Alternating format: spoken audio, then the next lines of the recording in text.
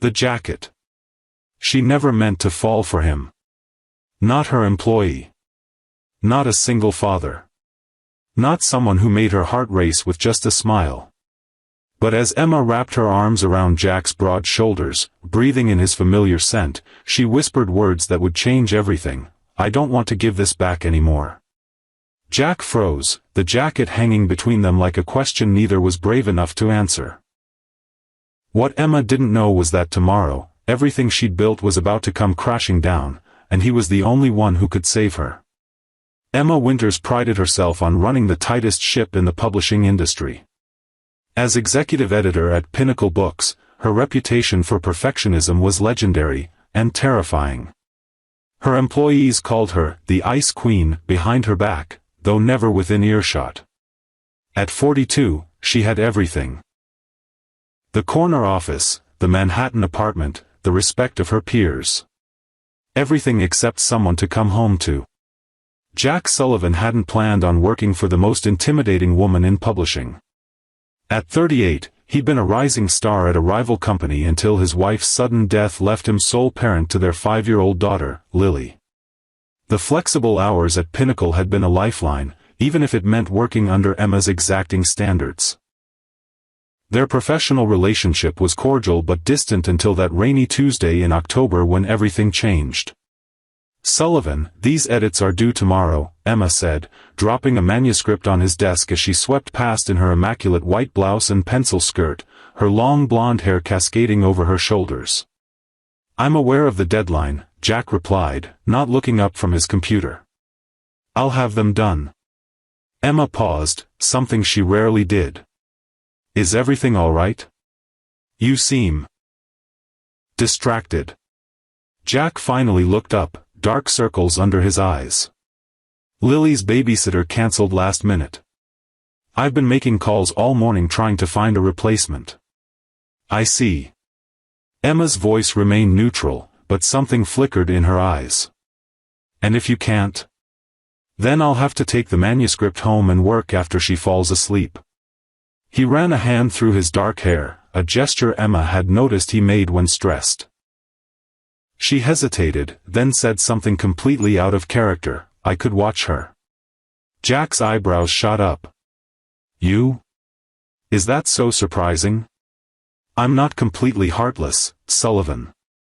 A hint of hurt flashed across her face. "No, I just..." Jack fumbled. "You've never mentioned liking children." "No one's ever asked." Emma straightened her already perfect posture. "It was merely a suggestion. Forget I mentioned it." As she turned to leave, Jack called after her. "Actually, if you're serious, that would be incredible." That evening, Emma arrived at Jack's modest Brooklyn apartment, feeling strangely nervous. She'd faced down publishing giants without blinking, but the prospect of babysitting a 5-year-old terrified her. Lily answered the door, a tiny version of her father with the same dark hair and inquisitive eyes. "Are you Daddy's boss?" "Yes, I'm Emma." "Daddy says you're scary but smart." Emma bit back a smile. "Does he now?" Jack appeared behind his daughter, looking mortified. "Lily, remember what we said about repeating private conversations? But you said Miss Emma is the smartest lady you know." Jack's cheeks flushed as he grabbed his jacket. "I'll be back in a few hours. Lily's already had dinner, and bedtime is at 8. "We'll be fine," Emma assured him, surprising herself with how much she meant it. What Emma didn't expect was how quickly Lily would win her over. The little girl showed Emma her collection of stuffed animals, each with its own elaborate backstory. They read 3 books together, and Emma found herself doing different voices for each character, something she hadn't done since reading to her younger brother decades ago. When Jack returned, he found them both asleep on the couch, Lily curled against Emma's side, a storybook open on their laps. The sight made his heart constrict in a way it hadn't since losing his wife. Emma stirred, embarrassed to be caught in such an unprofessional position. "She's a wonderful child," she said softly as she gathered her things. "Thank you for tonight," Jack said, walking her to the door. "You saved me." "It was nothing." Emma hesitated. "If you ever need help again." "I'll keep that in mind." As weeks passed, something shifted between them. Emma found reasons to stop by Jack's desk. Jack started bringing her coffee in the mornings. Black with 1 sugar, exactly how she liked it. Their colleagues noticed but said nothing, watching with fascination as the Ice Queen gradually thawed. Then came the company holiday party. Emma wore a deep blue dress that made her eyes shine. Jack couldn't stop staring. "You look beautiful," he said when they found themselves alone by the bar. "Thank you." Emma felt her cheeks warm.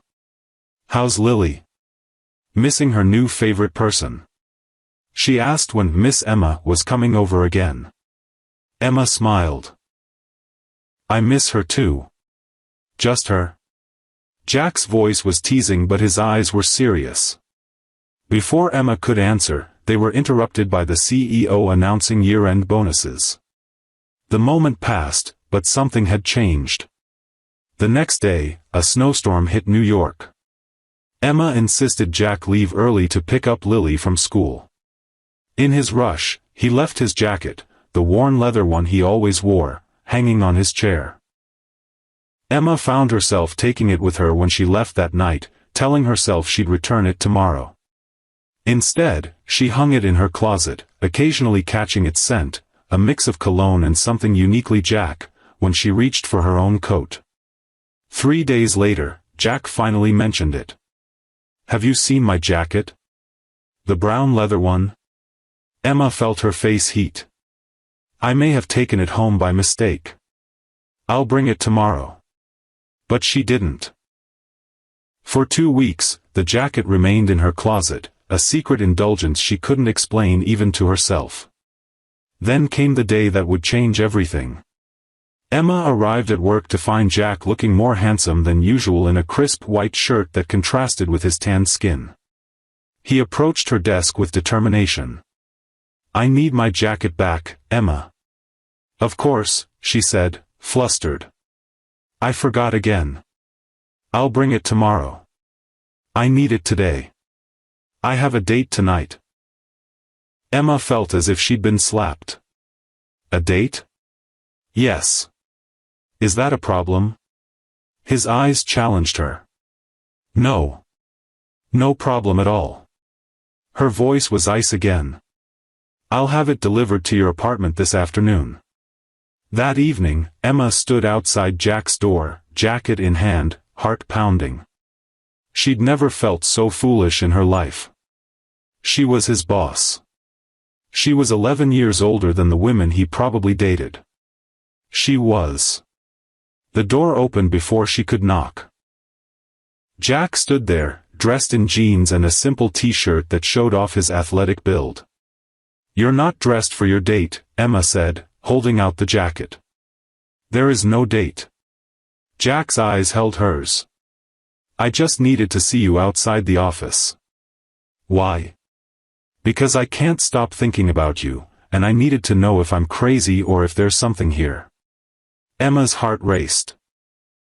She stepped forward, still clutching the jacket, and before she could second-guess herself, she wrapped her arms around him, the jacket pressed between them. "I don't want to give this back anymore," she whispered against his ear. Jack pulled back just enough to look into her eyes. "Why did you keep it?" "Because it smelled like you," Emma admitted. "Because when I held it, I could pretend you were there with me."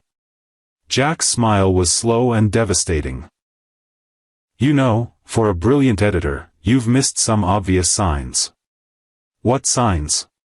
"That I've been falling in love with you since the night you fell asleep with my daughter on your chest." Emma felt tears spring to her eyes. "I'm your boss." "Technically, yes. I'm older than you.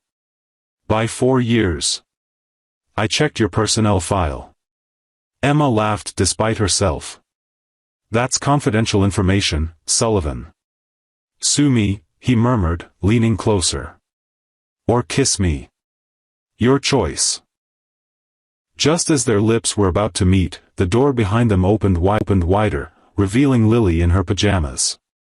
"Miss Emma," she squealed, throwing herself at Emma's legs. "Are you here for a sleepover?" Jack groaned, but Emma knelt down to Lily's level. "Not tonight, sweetheart. But maybe sometime soon." Lily looked up at her father. "Can Miss Emma come for sleepovers, Daddy? Please?" The look Jack gave Emma was full of promise. "We'll see, pumpkin. We'll see."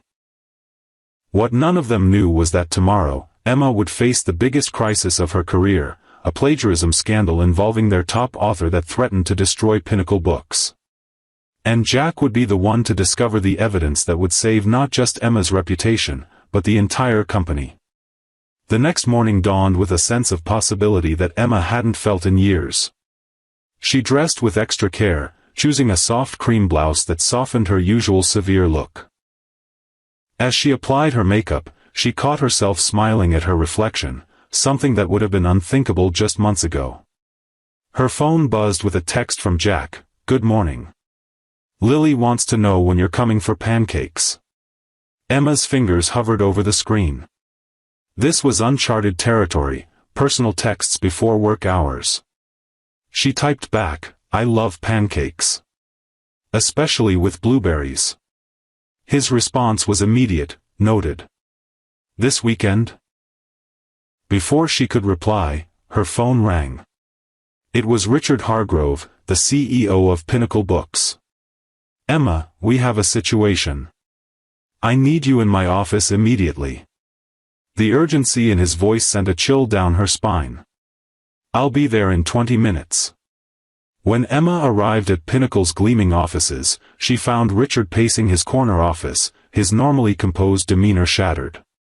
With him was Vanessa Chen, their legal counsel, her expression grave. "What's happened?" Emma asked, closing the door behind her. Richard gestured to the morning edition of the New York Times spread across his desk. The headline made her blood run cold: "Best-selling author accused of plagiarism, Pinnacle Books under fire." Marcus Reynolds, Richard said, naming their star author whose thriller series had kept Pinnacle afloat for the past 5 years. A professor from Columbia is claiming Marcus stole entire passages from his unpublished manuscript. "He has evidence, Emma." "Damning evidence." Emma sank into a chair. "That's impossible. I've edited every one of Marcus's books personally. The similarities are too specific to be coincidental," Vanessa said, sliding a folder toward Emma. "The professor submitted his manuscript to us 3 years ago. It was rejected, but someone must have passed it to Marcus." Emma flipped through the comparison pages, her stomach dropping with each identical paragraph. "This will destroy us." "It gets worse," Richard said. "The professor is claiming you were part of it, that you deliberately buried his manuscript to give Marcus time to incorporate his ideas." "That's absurd." Emma stood up, indignant. "I would never." "I know," Richard cut her off. "But the board is meeting this afternoon. They're looking for someone to blame, and your name is on all the rejection letters and all of Marcus's contracts." Emma felt the floor shift beneath her. Everything she'd worked for, her reputation, her career, was suddenly balanced on a knife's edge. "What do we do?" she asked, her voice steadier than she felt. "Find out who leaked that manuscript to Marcus," Vanessa said. "And do it before the board meeting at 3. Emma nodded, her mind already racing through possibilities. As she left Richard's office, she nearly collided with Jack, who was waiting by her assistant's desk, concern etched on his face. "I just heard," he said quietly. "Are you okay?" Emma glanced around the office, aware of the curious eyes watching them. "Not here," she murmured. "My office." Once behind closed doors, Emma's composure cracked. "They think I did it, Jack. They think I helped Marcus steal another writer's work." Jack's expression hardened. "That's ridiculous. Anyone who knows you knows I'm ruthlessly ambitious." Emma finished bitterly. That I'd do anything to keep our star author happy? No, Jack said firmly, stepping closer. Anyone who knows you have more integrity in your little finger than most people have in their entire bodies. Emma looked up at him, surprised by the fierceness of his defense. Thank you for that. But feelings won't save my job. I need to find out who passed that manuscript to Marcus. Jack's eyes lit up. The submission database. Every manuscript that comes in is logged, including who reviewed it and where it went afterward. Yes, but that was 3 years ago.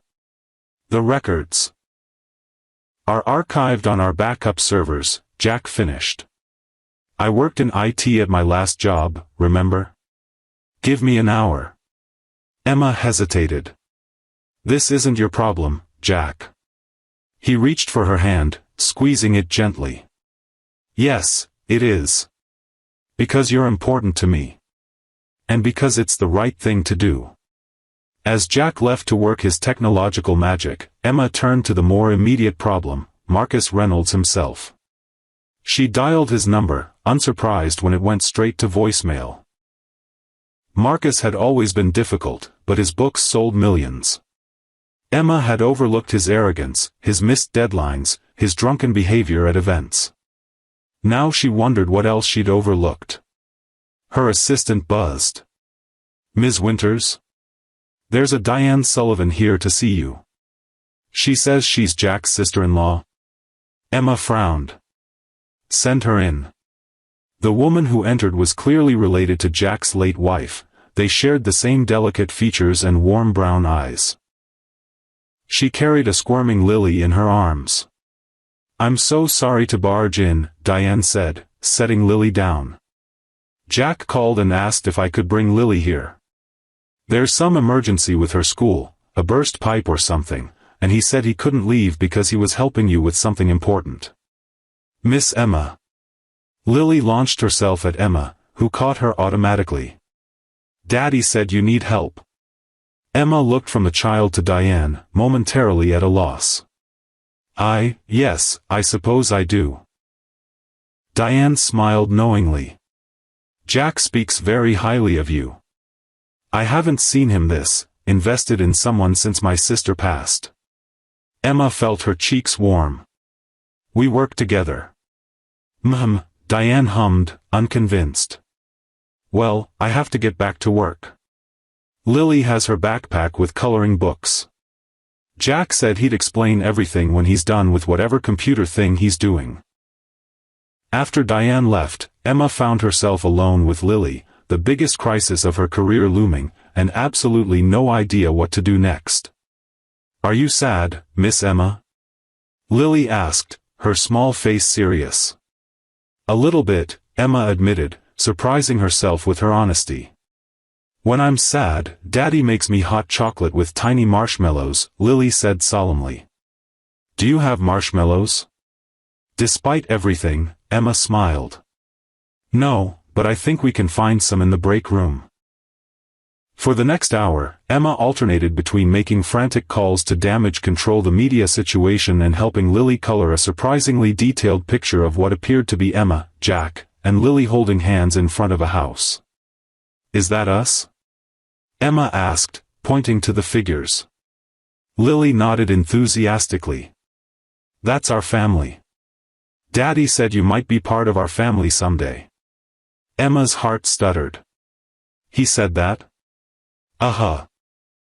He told Aunt Diane that you make his heart do jumping jacks. Before Emma could process this revelation, Jack burst into her office, his face flushed with excitement. I found it, he said, waving a flash drive. The manuscript was accessed multiple times after rejection, all from the same computer. Whose? Emma asked, standing up. Marcus's editor before you. Patricia Lawson. Emma's mind raced. Patricia had left Pinnacle 2 years ago to start her own agency. With Marcus Reynolds as her first client. She stole the manuscript to help Marcus, then negotiated a better deal for both of them when she became his agent. Jack nodded grimly. And she used your digital signature to authorize the file transfers. She set you up to take the fall if it ever came out. Emma felt a surge of both relief and anger. We need to get this to Richard and Vanessa immediately. Jack glanced at his watch. The board meeting starts in 20 minutes. Emma looked down at Lily, who was happily adding glitter to her drawing, oblivious to the drama unfolding around her. I can't ask you to. You're not asking, Jack interrupted. I'm offering. Go save your career. Lily and I will be right here when you're done. Emma hesitated, then impulsively leaned forward and kissed his cheek. Thank you, she whispered. Jack's eyes darkened. Go get, boss. The board meeting was already underway when Emma entered, evidence in hand. 12 stern faces turned toward her, including Richard's, which showed a mixture of hope and resignation. A mess. Winters, said Gerald Hoffman, the board chairman. We were just discussing the appropriate response to these serious allegations. Emma straightened her shoulders. Before you continue, I have evidence that exonerates both myself and Pinnacle Books. For the next 15 minutes, Emma presented Jack's findings, explaining how Patricia had systematically stolen the professor's work and passed it to Marcus, who had incorporated it into his novels. We can prove Patricia accessed the manuscript multiple times after its rejection, using my credentials without authorization, Emma concluded. And we have evidence of payments from Marcus to Patricia that predate her becoming his official agent. The room was silent as the board members absorbed this information. Finally, Richard spoke. This changes everything. We can issue a statement immediately clearing Pinnacle of wrongdoing and distance ourselves from both Marcus and Patricia. I recommend we also reach out to the professor, Emma added. Offer him compensation and possibly publication. It's the right thing to do, and it would generate positive press. Gerald nodded approvingly. Excellent thinking, Emma. I believe I speak for the entire board when I say we owe you an apology for doubting your integrity. As the meeting concluded, Emma felt a weight lift from her shoulders. She had saved her reputation and possibly the company itself. And she couldn't have done it without Jack. When she returned to her office, she found Jack and Lily building an elaborate fort out of office supplies and spare blankets from the first aid kit. Welcome to Castle Sullivan, Jack announced from beneath a canopy of stapled paper. State your business, fair maiden. Emma laughed, a free and joyous sound that made several passing employees do a double take. I come bearing news of victory and to thank the brave knight who saved the kingdom. Lily giggled. Daddy said you're a queen. Are you really a queen, Miss Emma? Emma caught Jack's eye, seeing the warmth there. Some people call me the Ice Queen, but I think I might be thawing. Did you win? Jack asked quietly as Lily returned to decorating their fort. We did. The board is fully behind me. Patricia and Marcus are going to face serious consequences. Jack's smile was radiant. I never doubted you for a second. I couldn't have done it without you, Emma admitted. You saved me today. That's what. Jack hesitated, then continued more softly, people who care about each other do. The moment stretched between them, full of possibility. Then Lily's small voice broke in. Are you coming for pancakes on Saturday, Miss Emma? Daddy makes them in animal shapes. Emma looked at Jack, a question in her eyes. He nodded, his expression open and hopeful. I wouldn't miss it for the world, she told Lily. The next few weeks passed in a blur of damage control and media statements, but also in a haze of new experiences for Emma. Saturday pancake breakfasts became a tradition.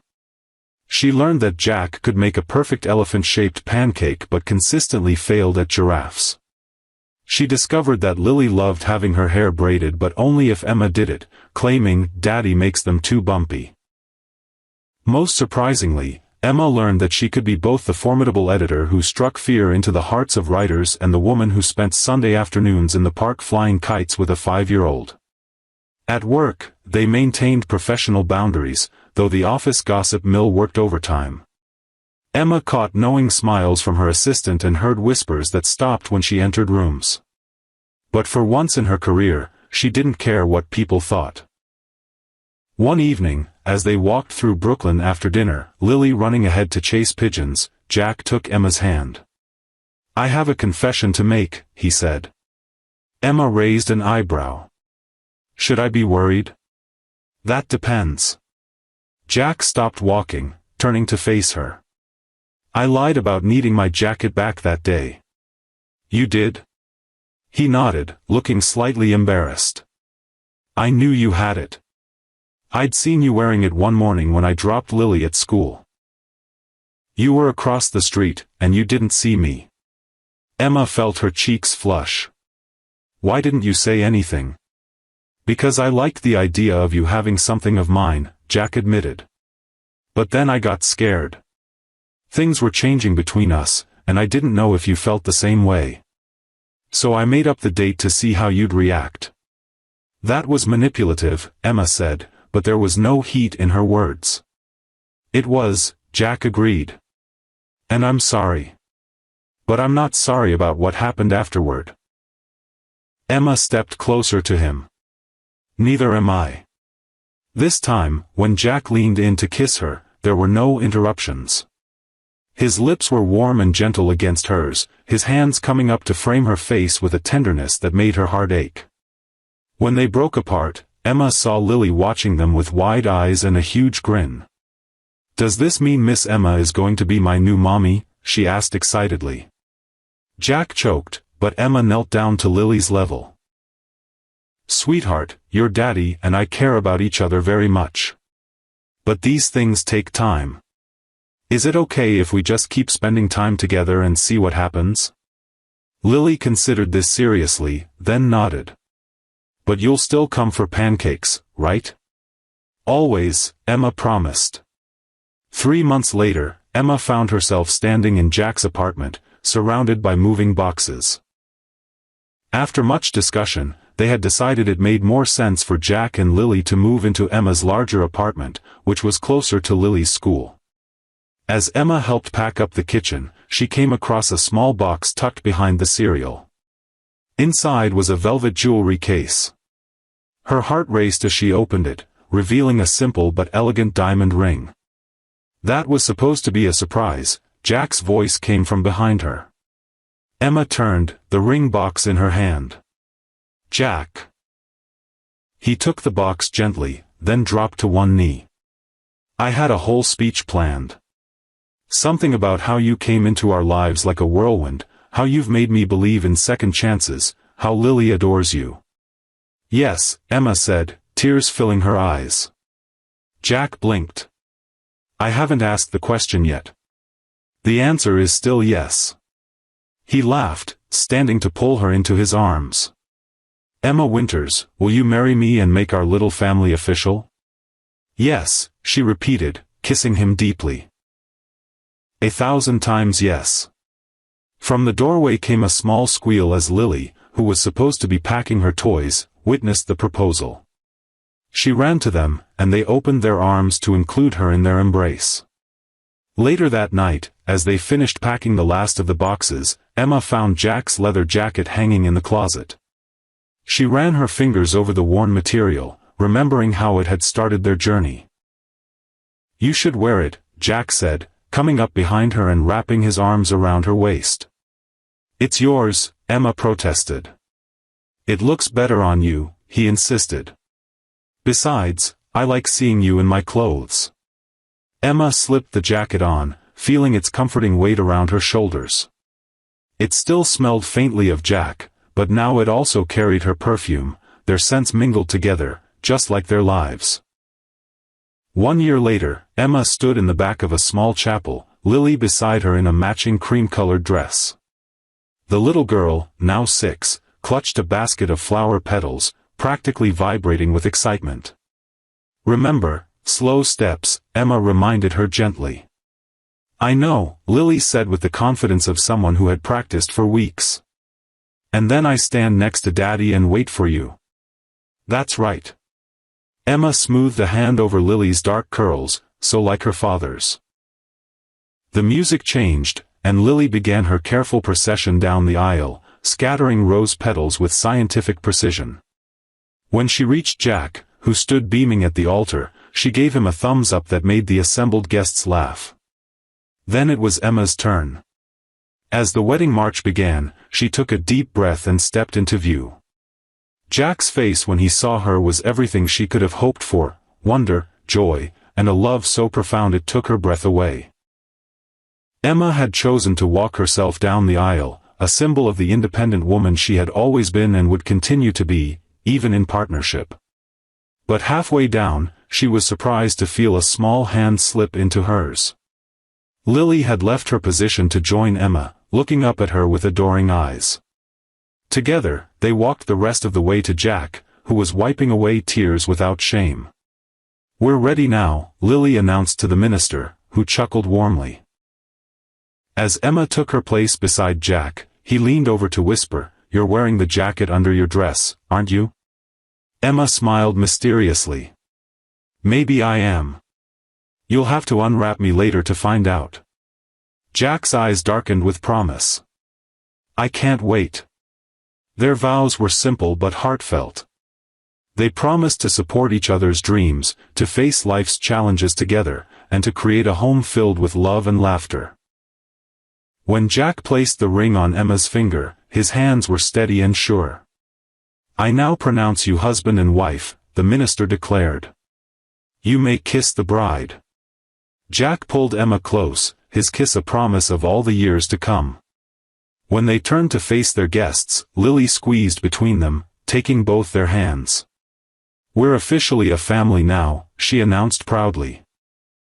As they walked back down the aisle together, Emma caught sight of her assistant wiping away tears, Richard raising a glass in salute, and Diane beaming with approval. That night, after Lily had fallen asleep in the hotel suite's second bedroom, Jack finally unwrapped his bride, laughing when he discovered she had indeed worn the leather jacket under her wedding dress. "You're incredible," he murmured against her skin. "How did I get so lucky?" Emma smiled, remembering the rainy day when everything had changed. "I think it was when you forgot your jacket. Sometimes the things we borrow become the things we can't live without. And sometimes, the people we least expect become the ones we can't imagine living without." If you enjoyed this story of unexpected love and second chances, please like this video and subscribe to our channel for more heartwarming stories that remind us it's never too late to open your heart. We'd love to know. What country are you watching from? Share in the comments below and join our community of hopeless romantics who believe that love can find us when we least expect it.